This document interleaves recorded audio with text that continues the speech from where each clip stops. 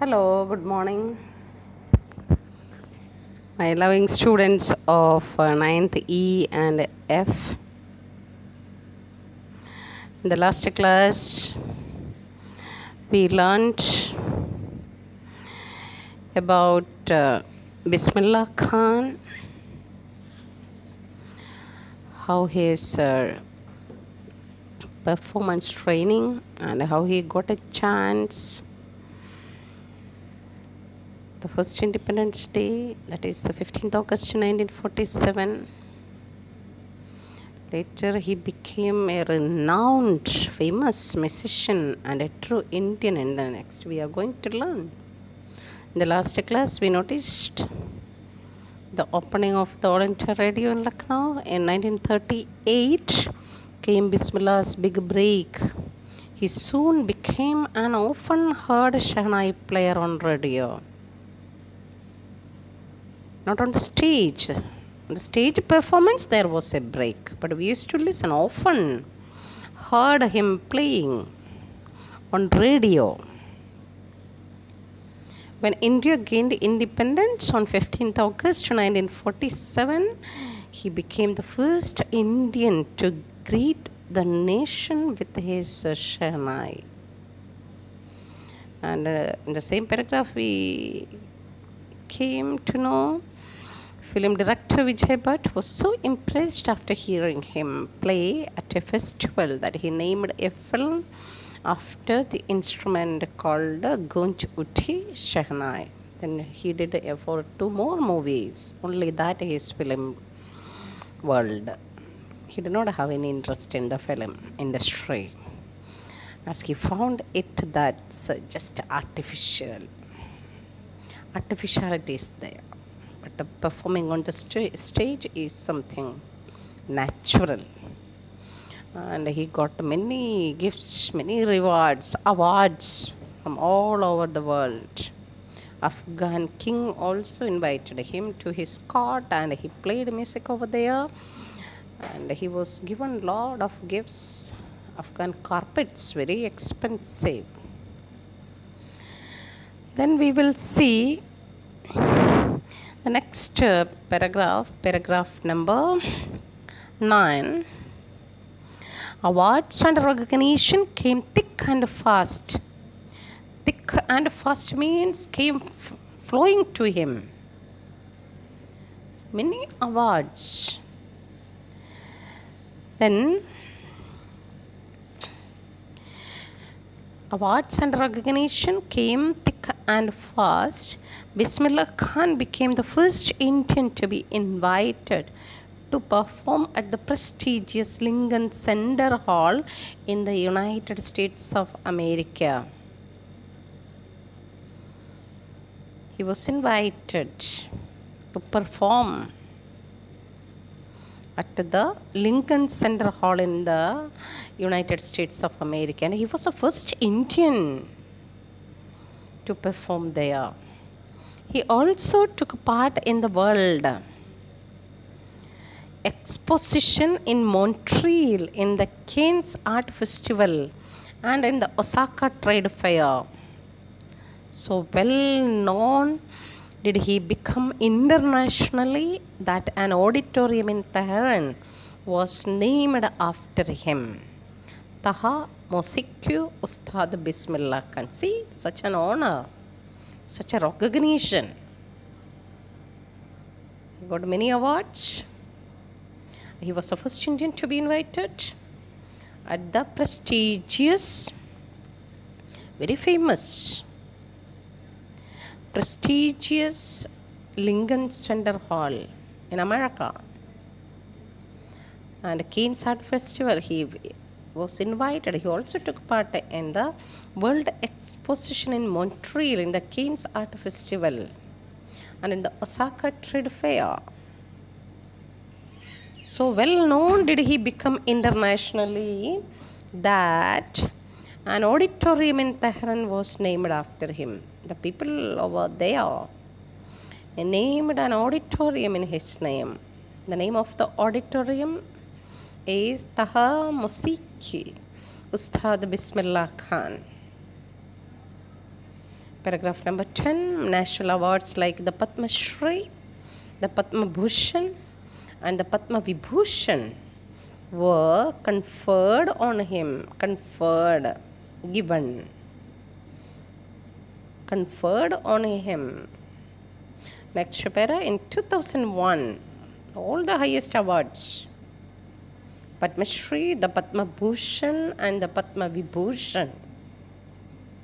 In 2001, Ustad Bismillah Khan was awarded India's highest civilian award, the Bharat Ratna. 2001. This is the highest civilian award. While with the coveted award, much desired, much in demand, coveted award resting on his chest and his eyes glinting with rare happiness, he said, glinting with the eyes, glinting with the rare happiness, glinting, shining. All I would like to say is, teach your children music. This is Hindustan's richest tradition. Even the West is now coming to learn our music. That is what he said to the people when he received the Bharat Ratna. He addressed the audience and said, teach your children music.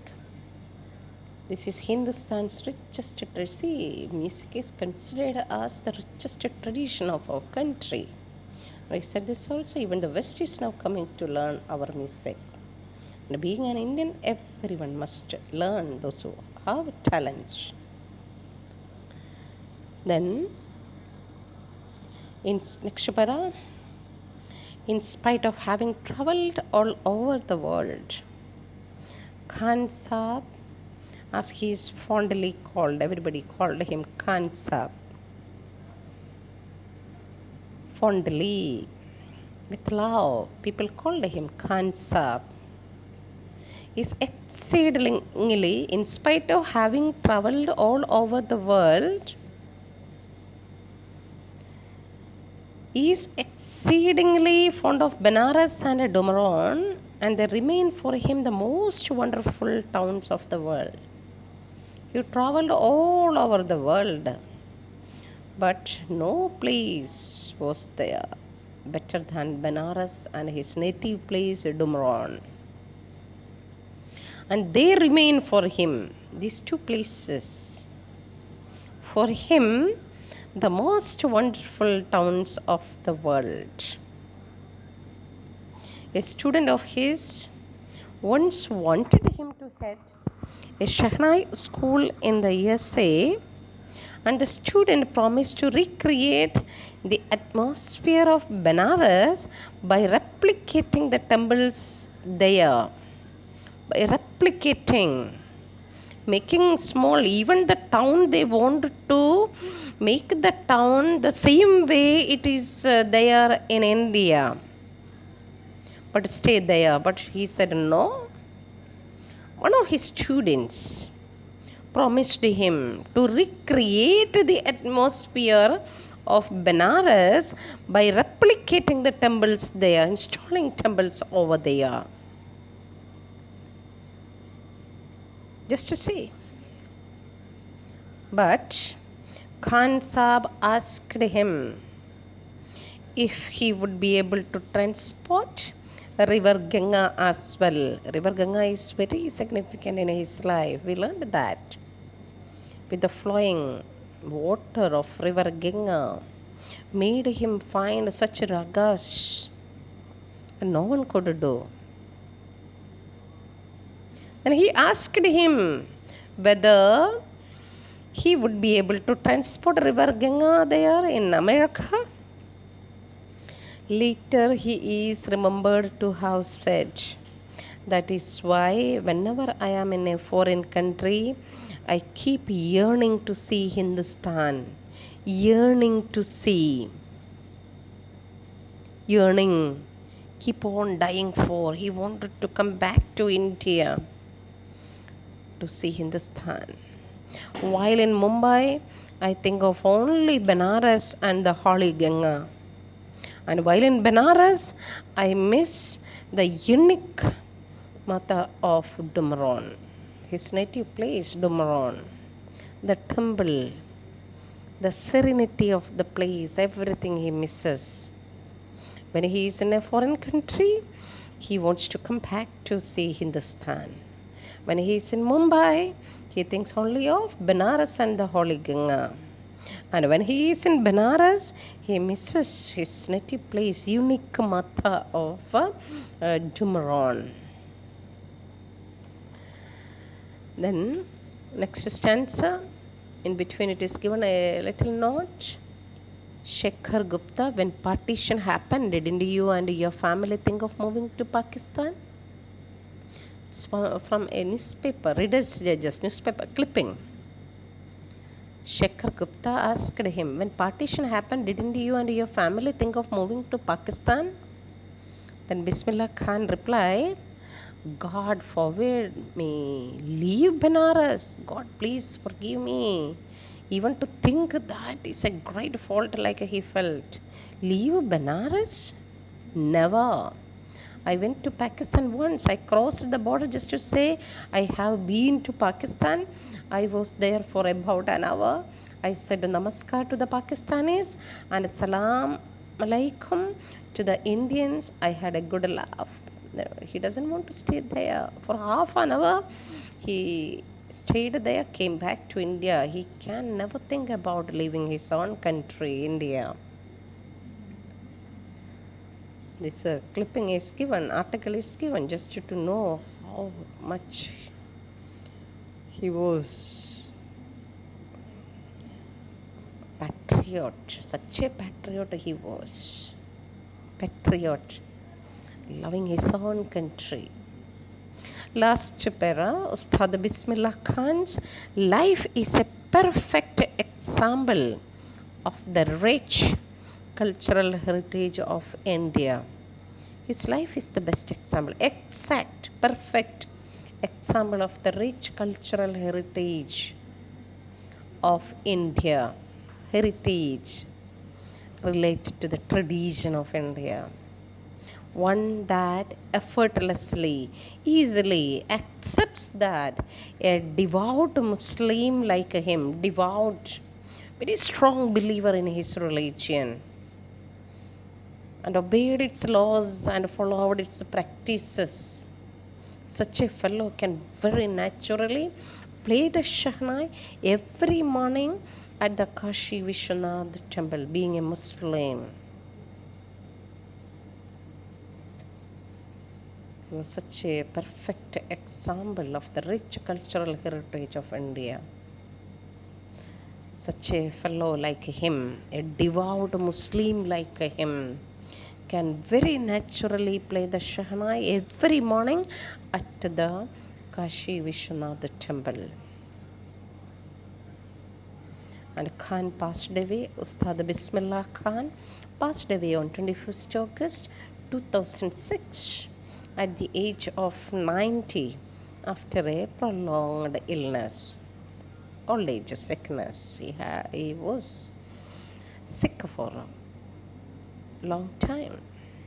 At the age of 90, he was given a state funeral, and the government of India declared one day of national mourning. All Indians gave condolence for a day on his death. Such a devout musician he was. I hope you got it clear. So we learned in this last part about his true nationality. He became a renowned musician and a true Indian, we can say. So I conclude, he became the first Indian to be invited to perform at the prestigious Lincoln Center Hall in the United States of America. National awards like the Padma Shri, the Padma Bhushan, and the Padma Vibhushan were given. In 2001, Ustad Bismillah Khan was awarded India's highest civilian awards, the Bharat Ratna. Despite traveling to many countries, he was exceedingly fond of Benares and Jumran, and they remain for him the most wonderful towns of the world. He even refused a position in America, saying that he cannot find the Ganga there.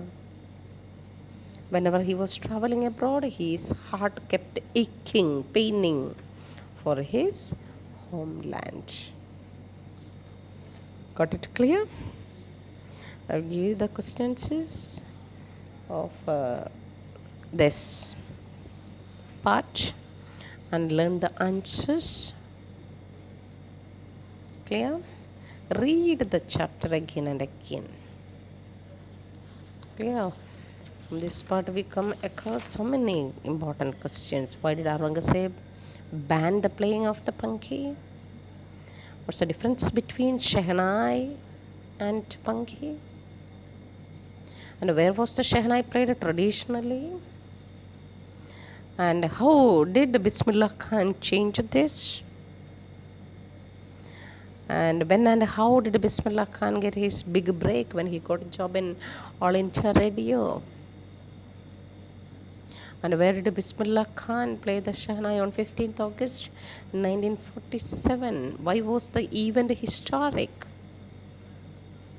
Because he was the first Indian to greet the independent nation.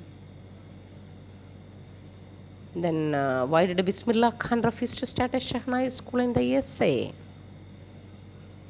And how we can say that he is a true Indian? Because he was very fond of Benares, the Holy Ganga, and his own place, native place, Dumran in Bihar. He would never leave these places. So read the questions and we will discuss the writing part and all later. If you work hard and know where you are going, you will get there. About Evelyn Glennie, if you take the first part. If you work hard and know where you are going, you will get there. She says, explain this. Both Evelyn Glennie and Ustad Bismillah Khan, and where they want to go. Write all these things I will give you. Okay, read the chapter again and again, give the answers, write them in your CW copy. Stay safe and healthy. Thank you.